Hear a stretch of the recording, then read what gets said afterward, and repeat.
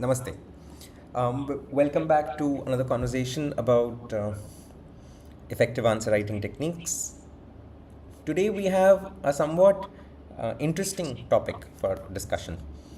So आज का जो topic है, in fact, this is a continuation from what was assigned last week, and this topic has to do with something that is happening in the world right now. So currently in the Middle East, a latest intervention of the United States of America is playing out. So it was quite literally an unexpected and out of the blue attack on the Republic of Iran, um, and by the combined forces of Israel and the United States of America. There are no two ways about it. The current media is trying to spin it as a necessary war to protect the international or the protective interests of America or its allies. A lot of different stuff has been said, and today what we're going to do is we're going to look at this scenario from a whole bunch of different perspectives. Ki as a civil servant, as a potential policy maker and a policy influencer, how might you go about looking at international events or rather international crises of this kind, right? And हमारा intention हर बार की तरह इस बार भी ये रहेगा कि हम एक क्रिटिकल एक्सप्रेशन दिखा सकें अपने ओवरऑल काम में, अपने आंसर्स में. And so we start with a critical analysis of the Iran war. Now, I am going to first and foremost take, I'm going to contest a difference of opinion with calling it the Iran war. इस label में केवल Iran का नाम है.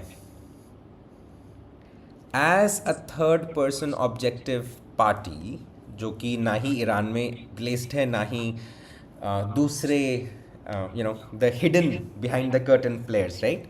इस war में Iran का नाम केवल मेंशन किया जा रहा है, not the actual instigators of the war, right. So if I wanted to start with a critical analysis, I have to first name the full conflict. The current invasion, question mark, is it an invasion? Military attack on Iran by the collective forces of Israel and the United States of America. This is the war. So when we refer to the war, we now know this being the full expansion of what we mean by the word war. So जब आप media coverage देखेंगे इस मुद्दे की, उस मुद्दे में Iran का नाम केवल मेंशन करना और ये नहीं मेंशन करना कि जो इंस्टिगेटिंग पार्टीज थी, कौन थे वो लोग जिन्होंने ये सब इवेंट्स अनफोल्ड किए, who were the precipitating factors here. Without pointing out all the players in the system, I do not believe one can conclude an effective critical analysis, right? So हम एक impartial observer की position से start करेंगे, and we'll try to maintain that position. Why? Because in the spirit of the non-alignment movement, notwithstanding the current friendship and bonhomie between our head of state and the other two hidden parties of this conflict. 2 days before the invasion began, our prime minister was visiting, our effective executive head of state was visiting the state of Israel. He spoke in their parliament, the Knesset, and in his speech was very, very profusive in his praise and love and affection for the prime minister of Israel. Now, by a lot of different accounts, and in fact by the accounts of the international courts of justice, the prime minister of Israel has a warrant out against him for war crimes committed in Palestine. In fact, the American government sanctioned the judges of the International Court of Justice because they called out the war crimes. There is an instance here. There is this little girl who is heard talking to protective services, basically medical workers, uh, on a radio, and her name was Hindrajab, right? And so this girl is live talking to some people, emergency responders, and there's a lot of gunfire in the background, and suddenly the voice goes quiet. The girl's body is later found riddled with bullets, uh, big sniper round bullets that were aiming for complete and utter destruction of this child's physical body. A recent documentary based on this called The Voice of Hindrajab was not allowed to premiere and release in our country because it is detrimental to India-Israel relations. That is literally the answer given by the Central Board of Film Certification, CBFC. So our state as a unit represented by certain functionaries, elected officials at that, have taken away from the non-alignment movement that we spearheaded in the world, that the developing nation had to hold on to so that we could maintain some semblance of integrity and not bow down to the post-capitalist interests that are governing the world today, which is happening in our country right now. बहुत सारे ऐसे इलाके जहाँ पे पीने के लिए पानी नहीं है, वहाँ पर डेटा सेंटर्स बनाए जा रहे हैं. जहाँ बिजली नॉन स्टॉप आज तक कभी पहुँची नहीं है, वहाँ पे डेटा सेंटर्स बनाए जा रहे हैं. A lot of modernification, development is happening at the cost of certain intervals. So this is where the media spins it, because India and the Indian state and the Israeli state are friends. The Indian Prime Minister and the Israeli Prime Minister is friends. So in the Indian media, you are listening to this conflict as the Iran war. Hence, long story short, we have to start our critical analysis with the current placement of who says, what do they say, why do they say it, and where was it heard. Now, in current matters, in any current reporting matter, it is of critical importance that we identify the source of our information. So when we were looking at the narratives in the Indian media presently, we were talking about how the personal and the state and the political relationships between our state government and the Israeli government have affected the representation of this conflict in the Indian mainstream media, right? So as an observer, if we wanted to maintain the non-alignment purview, we would want to know what is happening, why is it happening, and why is it happening now of all the times, right? Donald Trump has been in office for his second term for quite some time, so why did this conflict begin today? I would like to draw your attention to what happened in January when the American forces invaded Venezuela, one of the most oil-rich nations on the planet, and kidnapped their president. There is no other way to describe it. That's what happened. You cannot simply go about arresting, for whatever reason, the state, the head of a state who's been, for again, whatever reason, been elected to office. If there is a farcical even representation of democratic process, that leader should not be removed by another country. That is an infringement on the sovereignty of that country. So why did that happen? So you suddenly, let's take an economic perspective here. Let's suppose you come into the possession of a resource that is otherwise expensive and tightly controlled in its production, like America did with Venezuela's oil fields. Let's look at where are the other places where oil is being sold and procured from. Iran being one of the largest suppliers of oil globally. Russia, Iran, big suppliers of oil and natural gas, right? Suddenly America is sitting on a stockpile of these resources. What has been happening since day one in Iran is that their natural gas and their oil resources have been blasted out of the ground. From the first day of the conflict, the whole pretense of wanting to remove the supreme leader because that person was ideologically against America, blah, blah, blah, all of that is narrative seasoning.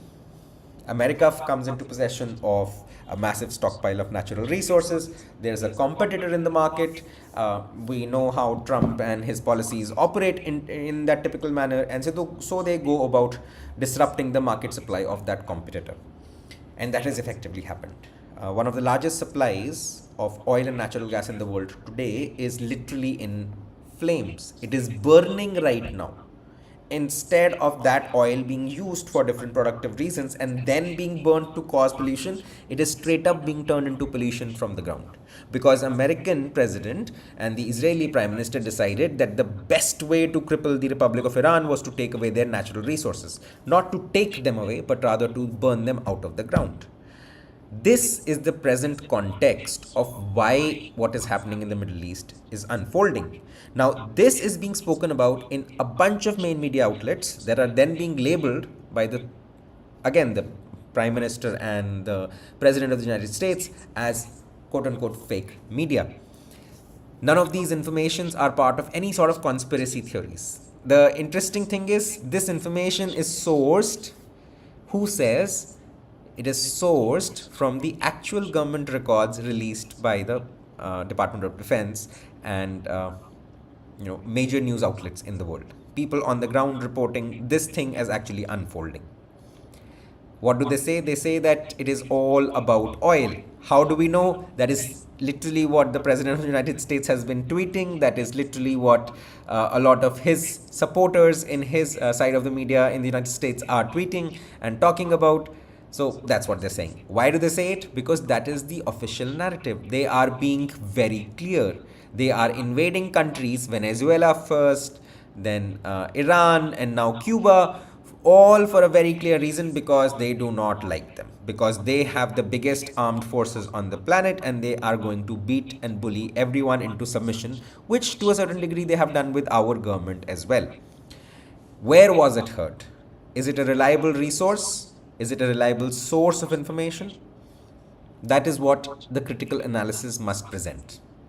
So when we look at media sources, we have to then balance, again, as a non-aligned observer, those narratives that may or may not be our personal choices. So our critical analysis as an objective observer must have a neutral voice. सो अब अगर हमसे पूछा जाए कि इन सब मुद्दे से India की सॉवरेनिटी पे क्या प्रभाव पड़ा, तो कुछ दिन पहले एक न्यूज़ आइटम रिलीज़ हुआ था जिसमें ये बोला गया कि American ambassador basically declared that the Indian government has been allowed by the state of the President of the United States to buy Russian oil that was already in transit in the world. So a lot of Russian oil tankers had been flagged and they were not being allowed to port at any major cities because they were sanctioned. So suddenly United States allowed the Indian state to purchase that oil which was already floating on the seas. No new oil orders, only the oil that is available on the sea. This is how the Iran war has impacted India's sovereignty. India has lost its standing as the leader of the non-alignment movement as on date today. We are no longer aligned with neither the West or the East Bloc. We are essentially compromised by both the West and the East Bloc. Our interests are being controlled. Russia is again emerging as someone who's going to benefit from the sale of that oil, and they are benefiting immensely from the sale of that oil to the Indian government. The same oil that we had been prohibited and were being harassed in the name of tariffs to not purchase earlier. This seems like a whole massive global scheme to build economic resources for a few selected families, for them to stay and perpetuate their control of power and resources of the world, while creating immense cost for the general population. Hundreds of thousands of people have been displaced, they have been affected. Hundreds of thousands of people are potentially going to be impacted, maybe even killed. Who is going to be benefiting from all of it and why?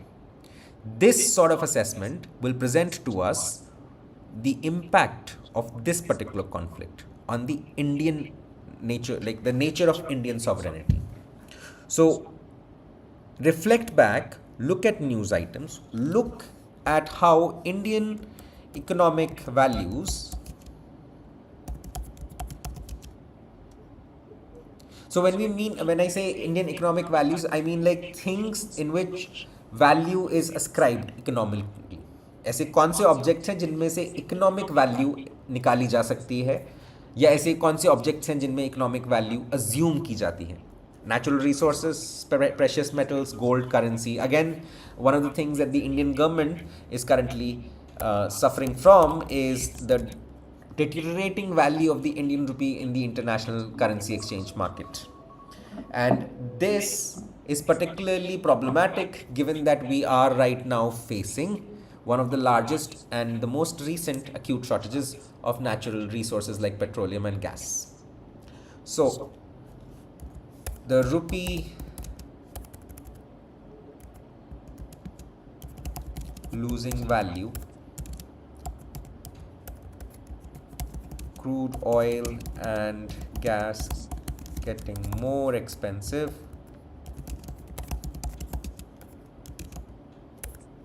also artificial shortage conditions due to the war. Again, remember the war here is when America and Israel together attacked Iran and not the Iran war. So these are all things that are happening, right? Also what is happening is our bills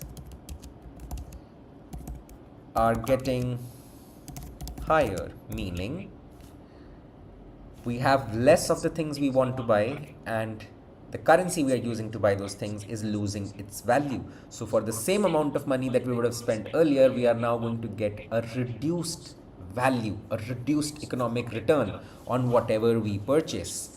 This is the biggest impact on the Indian economic scene.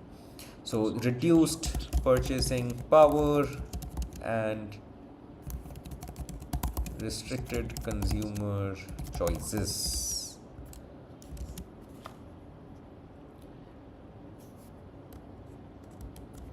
How is the Indian state responding?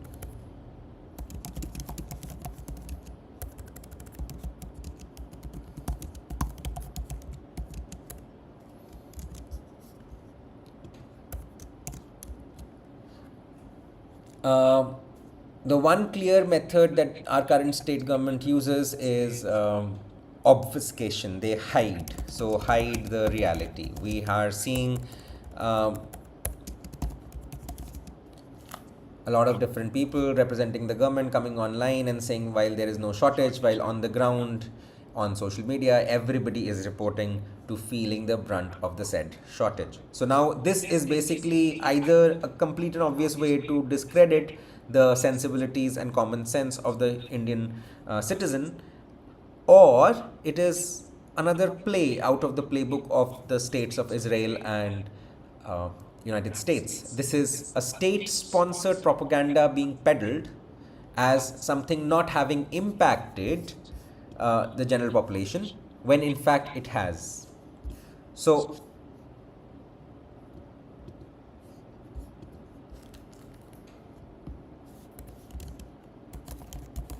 twisted narratives, open conflicting communications from international allies. Now, here I mean the US and Israel.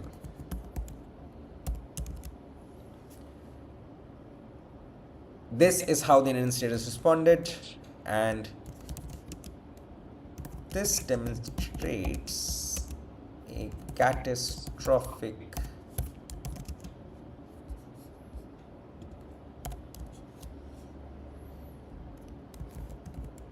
departure from the non-alignment movement.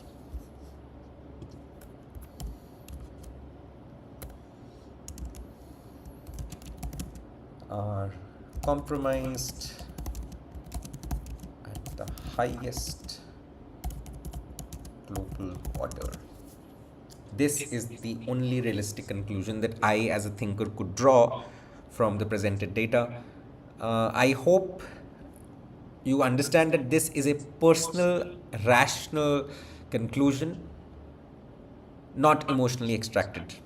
However, you are invited, आप सभी को निमंत्रण है, to engage with this topic. Look at the data that is coming out publicly. What the Indian state says, even when they are supporting their allies in America and Israel, and what they are saying in return.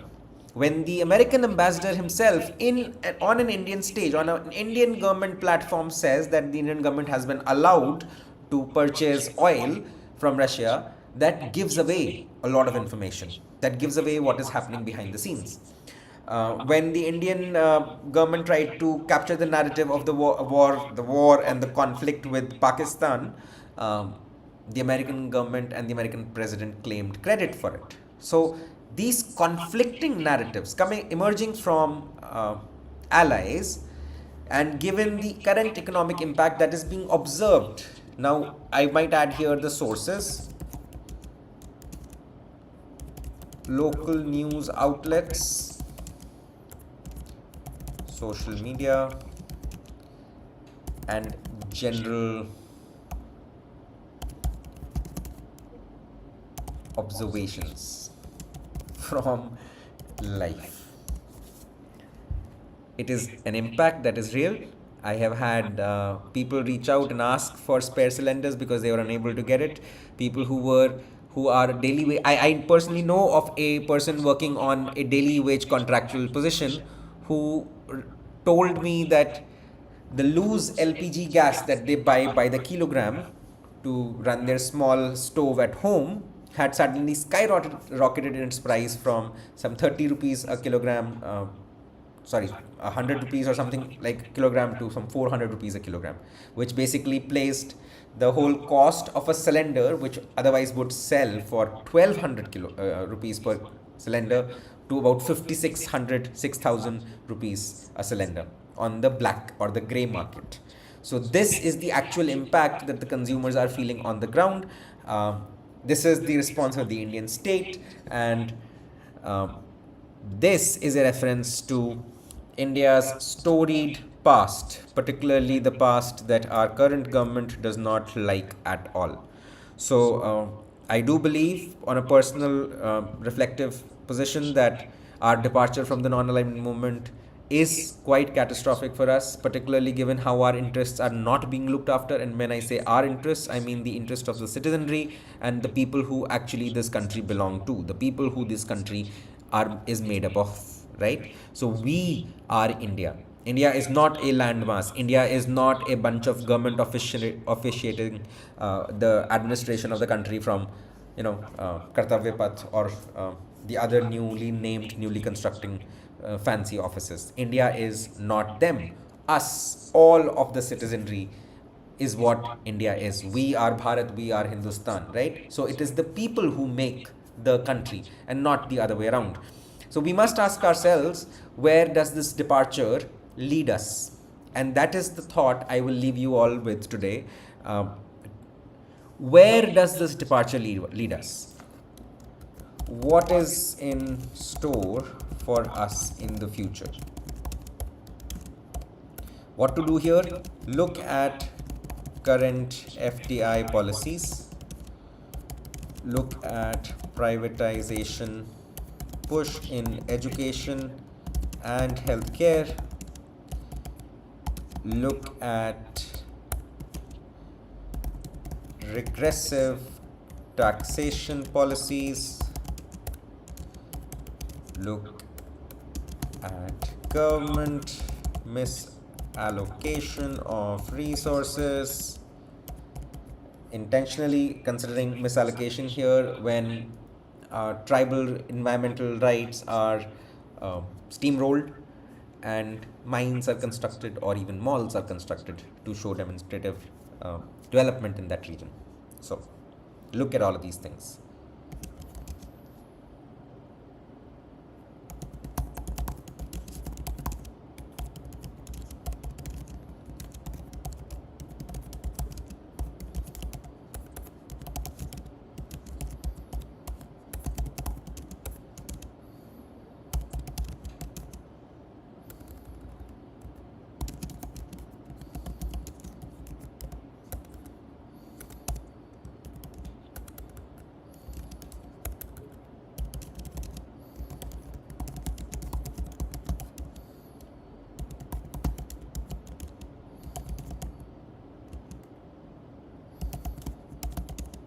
Social in the real world, virtual, online.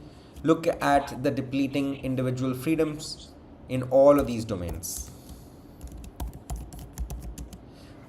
When the government pushes for a lot of digital transactions, then every transaction becomes monitored. It becomes information that can be potentially misused or weaponized, as was demonstrated with the misuse of the general population data with Digi Yatra and the scam that the government hid.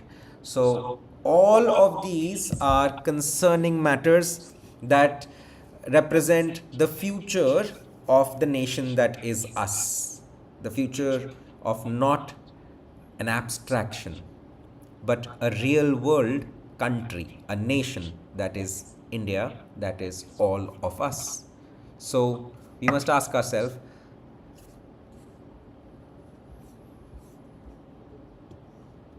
whose narrative, what did they say, why do they say it, and where was it heard? You ask yourself these questions, dig for answers in popular media. Do not go down the rabbit hole of conspiracy theories. Look for what is certifiably released in the general public domain, and then extrapolate and extract your conclusions. So, this is where we will wrap up our conversation for today. I hope that there are aspects of this conversation that all of you were able to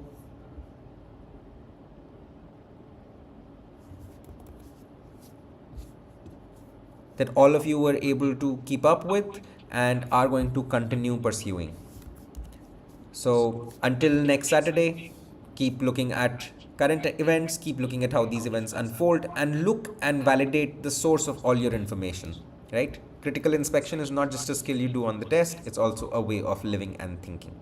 So also another reminder, का answer भी submit कर सकते हैं if you want a detailed feedback, right? And this is applicable for all mains aspirants for this year.